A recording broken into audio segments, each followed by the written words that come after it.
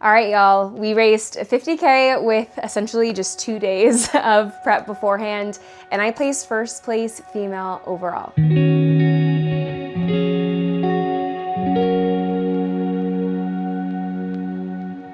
So let's go through the stats. I raced the Rose Canyon Ultra, which this year's course was different than last year's course and had a little bit more elevation than last year. So we landed around 6,200 feet of elevation gain and 30.5 miles. So an average 50K, I would say maybe lands you around 3K elevation gain. So I would consider this to be a 50K with a significant amount of elevation gain, some good climbs in there, but also some really, really fast downhills.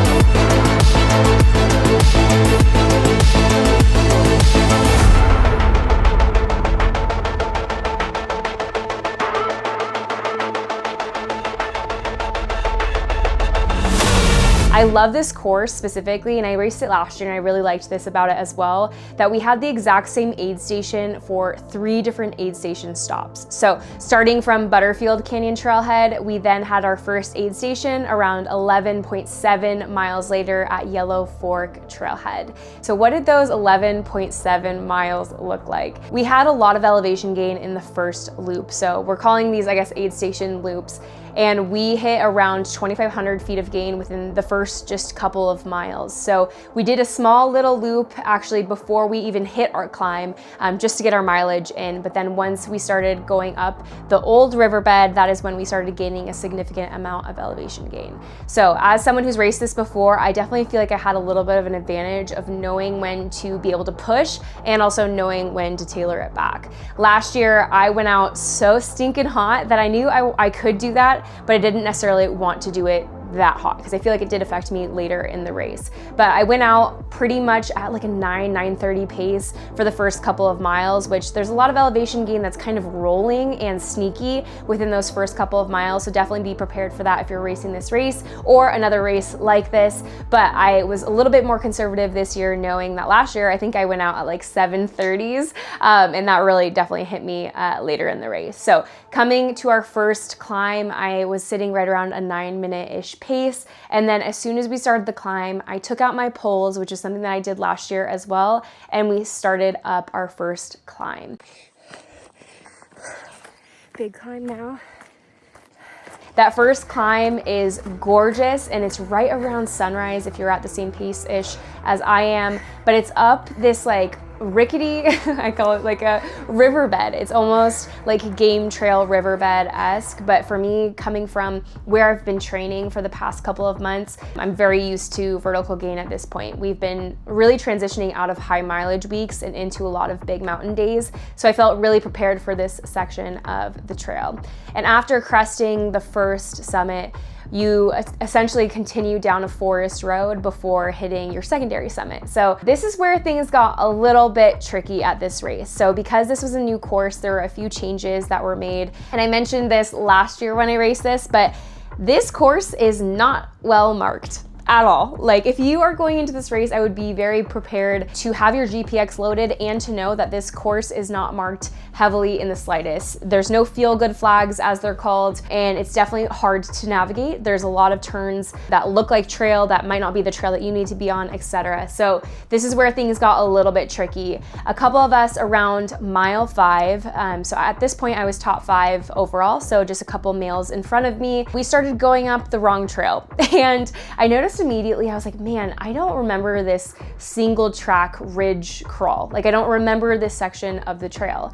So instead of continuing to follow the males forward, I actually turned around and went back to where my GPS was marking the actual course was. So this is where ultra is super different, obviously, than road running, and where things can be a little bit tricky, especially in the smaller races, as it's really easy to go the wrong way or to continue going the way that the people in front of you are going, but it's not always the right choice. My fear, and we'll go over this a little bit later in the race, but my fear was that this was going to take me in a totally different direction and actually not even get me to the aid station that I wanted to be at. In reality, it actually shortened the race a little bit for those individuals who went up the ridge and didn't go the way that the course was, which also was one of my concerns as well, was I didn't want to end up at the aid station 2 miles behind where I needed to be. So I turned around. And if you're racing ultras, I would always encourage you to try to stay on course as much as possible. And if you realize that you are off course, to try and get on course as soon as you can. So instead of continuing to go some other way, I would just encourage you to stick on course. So obviously this is my own race. I'm not concerned about what other people are doing, but that was something definitely to keep in mind around mile 5, is that a lot of us, actually the 2 other females who placed 2nd and 3rd also did the same exact thing. So turned the wrong way, missed the turn, had to turn back and went back to where the course was. So kudos to the girlies who turned around and stayed on course. That's freaking awesome. But after those 5 miles, we dropped down and essentially just hit rolling terrain, some big punchy climbs as well, but we're in a little bit more rolly terrain throughout until we hit our first aid station. After the last few climbs of the first loop, I feel like this is my favorite section of this entire course, is the fast downhill that you're able to hit. So there's quite a few punchy climbs in the first portion of this race before coming into aid station 1.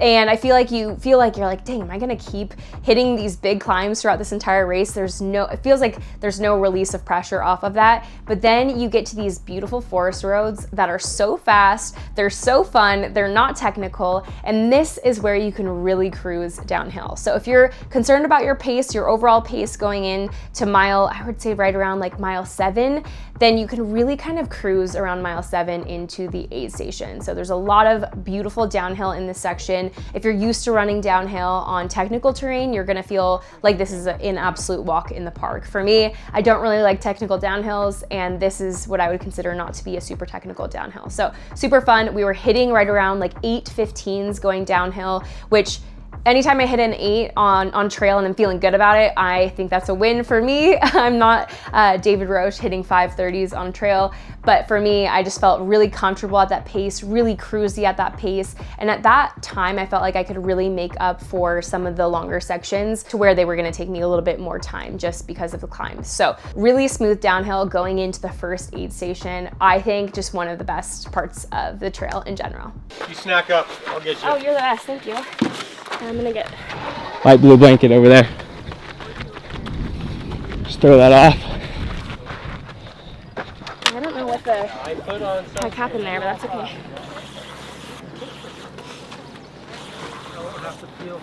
Just try and get in and out as fast as I can.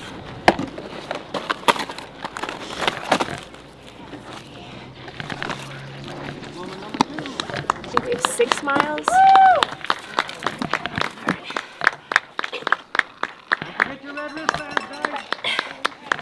Good.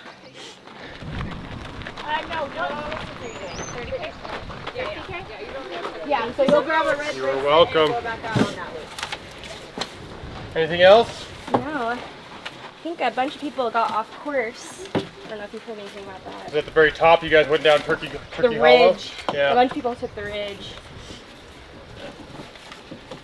Just went straight up and over instead of turning right? I ended up turning around because I had GPX. Yeah. And I was being a little Nazi about it, but I don't know how that affects anything, but. Well, you're first female. Incredible. All right, giddy up. Thank you for being here. Appreciate y'all. Is this your band? I got it. Thank you so much.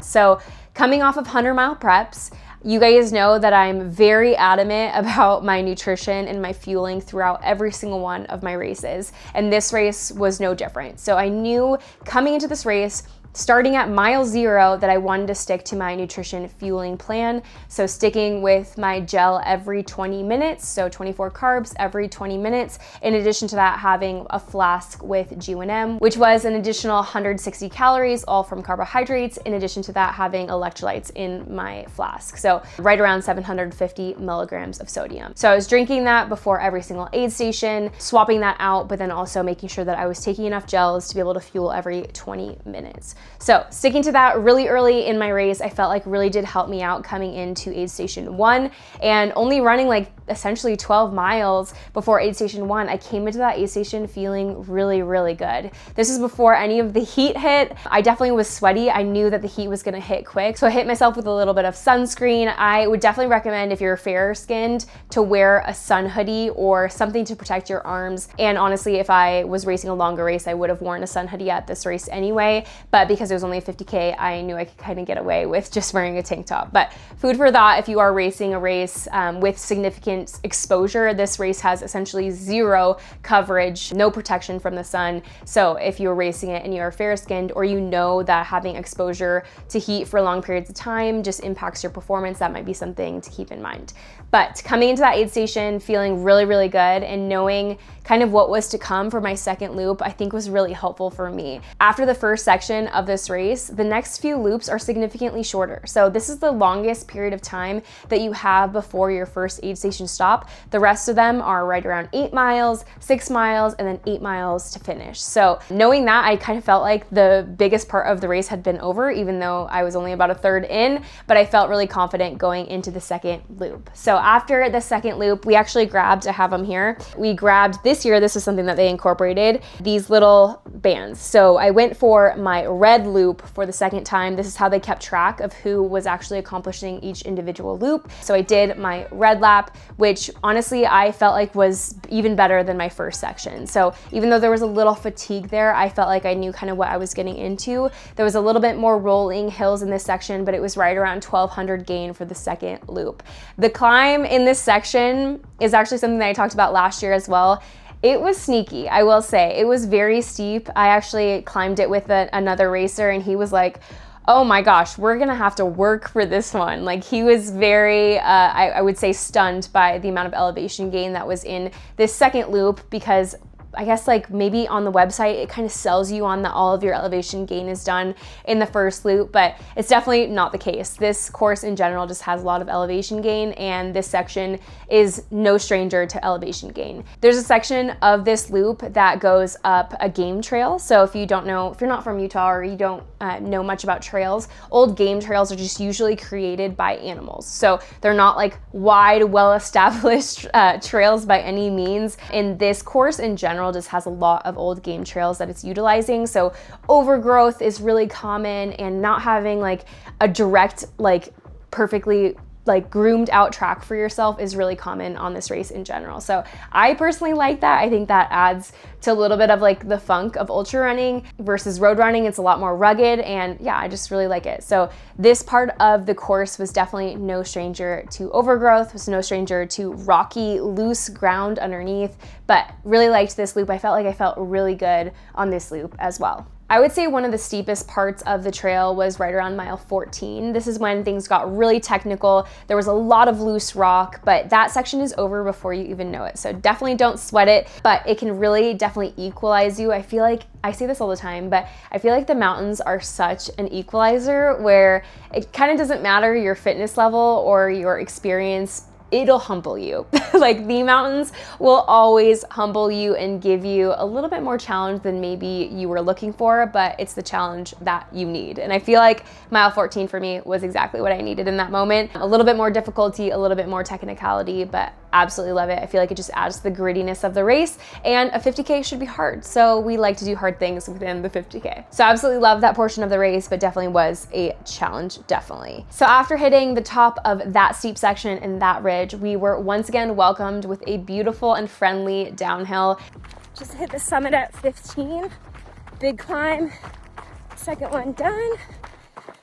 Coming down to aid 2. We hit again right around 9 minute, maybe a little under 9 minute, 8:50s-ish pace going downhill. And that was such a fun section for me in general. I just feel like, once again, this race just has such great downhills, and it kind of makes me think about the next race that I want to do. I feel like I should be looking for those friendly downhills because it just makes my experience so much more fun. And yeah, just in general, I just absolutely love that. So I felt like in general, this year comparatively to last year, I felt a lot more confident in my downhill running, a lot more confident in my climbing. Just in general, I just feel like because we've been training for 100 milers and this was a 50K, I could really see it being shown in this race that even though we didn't do basically any training for this race, it was just a last minute decision, that I feel like the fitness has definitely paid off just with one extra year in the sport. So if you're new to the sport, this is just a word of encouragement to keep going, and that know that it just takes years to get good at something, right? Especially if we don't have the natural gift of being really good at something. Like, I definitely don't feel like I'm like naturally built to be a runner, but just know that the years of experience will always compound, and consistency is like bricks being laid in your foundation,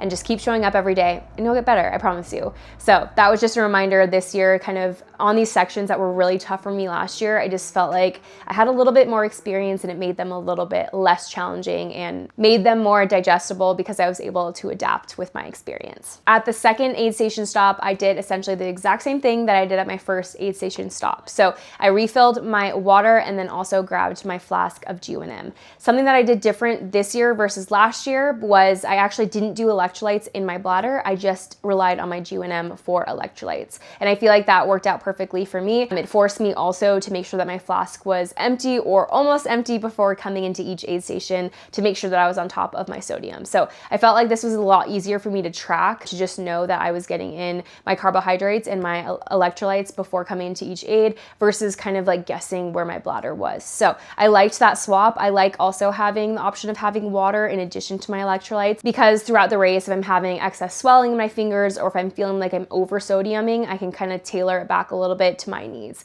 I am not a salty sweater. I'm not even really a sweater at all. I feel like my needs might be different than, for example, your needs if you're a super salty sweater, but I feel like I can just kind of tune into my body and know what I need to be taking. So that is something that I did coming into aid station 2. How was that second Honestly, loop? so that second climb's pretty steep. Okay. But honestly, it felt pretty good. Just slow and steady. Okay. It's the name of the game with these things. You Yeah. don't want to go out too hot, so it is getting hot though, I tell you what. It's getting The spicy. sun is It's getting spicy. getting to the top. Yep. But I'm staying on top of fuel, which is honestly like truly what I care about. So as long as we can keep on fuel, it's good. Okay. I'm gonna do the rest while I walk. Okay. Leaving aid station 2, this section I remember from last year is such an annoying grade, and I talked about it with a couple of the other racers this year too, was just, it's that grade, pardon my like sort of swearing for those who have kids, but we call it in ultra running douche grade. It's just that grade that you can run, but it's gonna spike your heart rate. It almost requires too much effort to where you actually are questioning whether or not you should be running it in general. So racing this last year, I knew that this section was coming. So I knew it was gonna be a mixture of power hiking and jogging uphill. So I repeated that this year. There were some sections that I just decided to power hike completely and know that that was just how I was gonna race my race. And it did help me in the long run.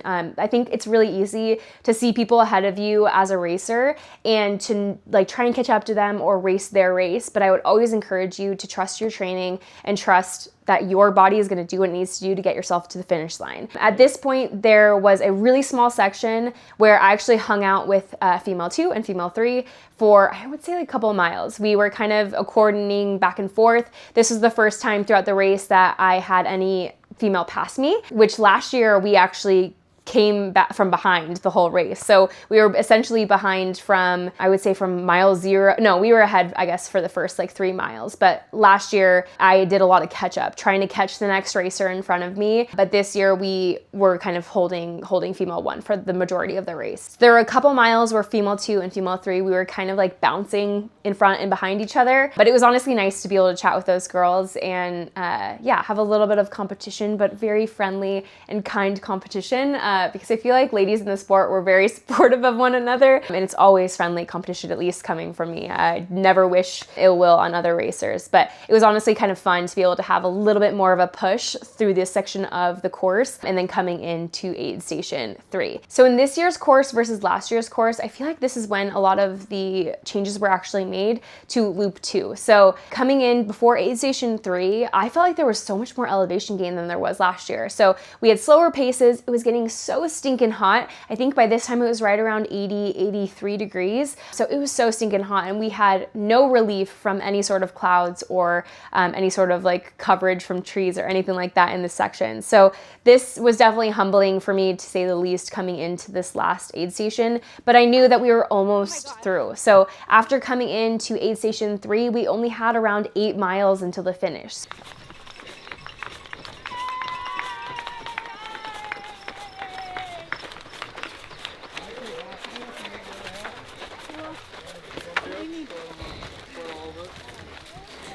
No one is there at this point. Just gonna top it off. Yeah, thank you. You want super cold or just plain? Super cold would be great. Is that this one? It's on there, right there. You brought them. All the way here. Right there. Nope. Oh, ice water, got it. Thank you. Ooh, it's getting toasty. Toasty. Getting hot. Only 7 more miles. 7.7. Thanks for being here. I'll see you guys in a little. Oh, it's so hot. Final stretch. I felt like I had a lot of confidence going into the last and final section. I left that aid station very quickly. Every single one of my aid station stops throughout this race were, I would say, under 90 seconds, maybe even quicker than that. So we were able to get in and out really, really quickly, which I would encourage you, if you have the resources to be able to do that and you're able to kind of think really quickly on the fly, I would encourage you to come in and out of aid stations really quickly, especially for a 50K. You don't really need to be chilling for too long. So I felt like that gave me a lot of confidence leaving this aid station and starting the last section of the trail. Last year, I took like a Tylenol. I had caffeine at the last aid station. I feel like I really needed an ace in the hole, and I felt pretty calm leaving this aid station this year. I didn't do any of those things.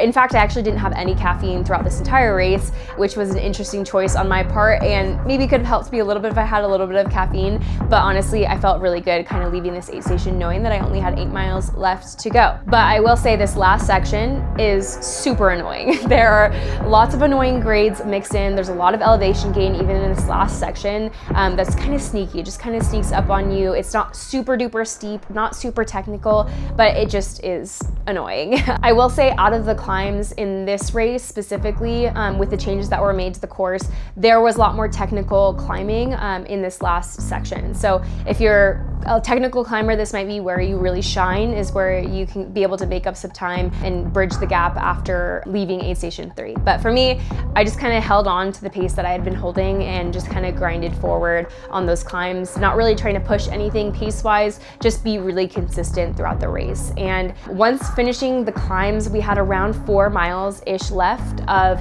some rolling terrain, but nothing too technical. So the last 4 miles, I would encourage you, if you're racing this race or racing a race like this, if you're on terrain that's just rolling, it's just to try and maintain your pace as much as you can, but without pushing too hard. So I actually had a guy that I ended up passing, and I ended up having him tail along with me for about 4 miles until the end of the race.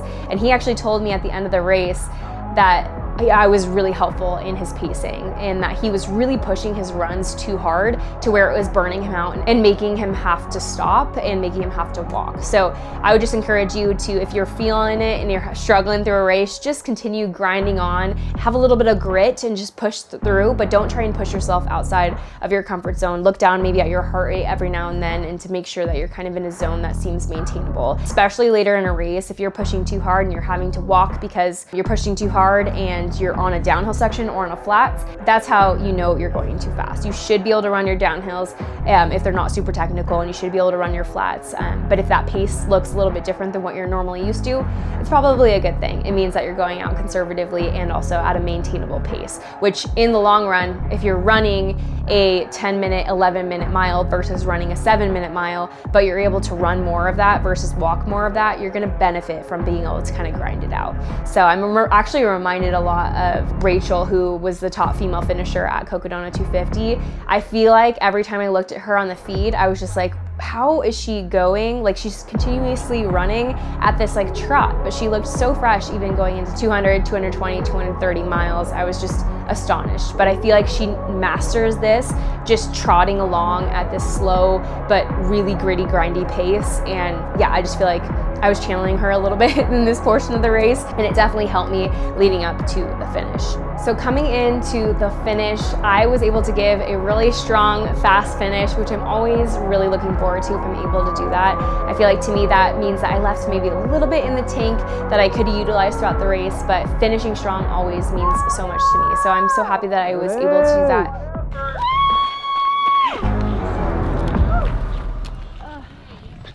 And looks like you took a spill too. Oh yeah, I earned it. Hey, well, awesome job. Thank you so much. You reclaimed the title for another year. Congratulations. That's awesome. Good for you. Good job. Oh, it's hot. It is hot. It is toasty. Right? Yeah, I'm gonna sit down for a second. Sit down, sit down. And coming in, I knew that I had taken the first female position, so female overall at this race once again. And this was such a fun race, and I was so happy to come back to this. And also, a little part of me was kind of stoked to be able to come back and get first female overall once again. Maybe a little bit of like the ego talking of just being stoked to be able to kind of hold that course record and also hold that spot. Did it. We did it. First female again. But that was hot. Honestly, that was harder than last year, I think, because of the heat. But very proud. Honestly, I'm happy to be done. If I'm not gonna lie. What? Okay, I got some really good pictures. You did? Yeah. I recruited her. Hey, great job. Great job to you. Man, you carried me to the end. Oh, Thank you so so much. happy. That's amazing. Yeah, of course. Oh. I was like, I need to keep going because I gotta I gotta pull them along. You gotta pull me. No, it made me finish like 30 minutes faster. Good. You're amazing. Thank you. Good. Yeah, you're amazing too. I know there was a couple people walking in front of us, and sometimes that like kills your. It fucks with your body. It does. It makes you want to walk because you're like, oh, they're walking. Yeah, totally messes with you. Sometimes you just have The to like. fact that you kept pushing, I was like, because once I got into the, like, we were just going at a better pace than I was doing. Yeah, just I was just slow. going a little too fast. Oh, okay. And so when we slowed down, it was like, oh, finally. Yeah. I'm feeling a little bit better. Mhm. But yeah, you were crushing. Thank Way you to very finish much. strong. All right, and in first place for the 50K and the females at 6 hours and 31 minutes and 25 seconds, we have Amanda Kimiko. Gift card to Salt Lake Running. Awesome job, really good work. Sorry, I'm putting that right into your face. It's okay. And then yeah, if you guys can, we'll go ahead and get Really honestly proud of my performance at this race, given that we had no training, I guess, necessarily for this race, but then also that I was able to finish this race, finish first female while I'm pregnant. So I feel like for me, that just is like puts the cherry on top of being able to do something really hard and tell my body that I'm able to do something really hard and that we can get through anything together. So more on that in future videos for sure. But in reflection, this race meant kind of a lot to me, honestly. And I feel like healed a little piece of my soul and my spirit going through this hard time. So last year at this race, there was a little girl who came up to her mom and we overheard it. And this is where my whole term Pretty Girls Run Too came from. She actually told her mom, wow, that girl is so pretty. And the mom turned to her daughter and said, pretty girls run too. And I just feel like that sat with me throughout this entire race and has sat with me honestly for the past year because it's such a reminder that us females, I feel like we kind of overcome a lot of things in the sport. And one specific thing that I think about all the time coming from my military background, very male-dominated sport, playing boys baseball growing up. I was the only girl for my entire baseball career growing up, that I just felt like I've always kind of had to almost like masculinize myself in order to be taken seriously in a sport. But that little girl just totally reminded me that I can be exactly who I am as a person, and I can show up and I can do something really hard and badass. So to the little girl who said that to her mom last year and the mom who responded in that way, I just don't know how, I don't think you know at all that this has impacted me this way, but yeah, I just think that's so cool. And then being able to race this year, being pregnant, and really kind of honing that of like, I don't have to change who I am. I can be like a girly woman who's pregnant and show up and still win this race. So I think that was just like such a cool experience, like very full circle experience for me, and just really proud of myself to be able to do that. So that is the race recap for Rose Canyon 50K that we signed up super last minute. There were a few things that I probably could have done better that I reflected on last year that are quite similar. So trained for a few things like being able to run a little bit more on the lower grade climbs, maybe staying a little bit more on top of my hydration. But if I'm gonna be totally honest, there are so many things that we can all improve on each individual race, but I'm gonna celebrate this as a win this time. I don't have to be too hard on myself for this. And obviously given the circumstance that I'm with child, I'll give myself a little bit of grace and not dig into those a little bit too much. So thank you guys so much for watching this video. I hope this was fun and useful information for you guys. I'm so excited to take you guys along the next couple of weeks before we take on TMB, Tour de Mont Blanc. But until next time, stay unbreakable.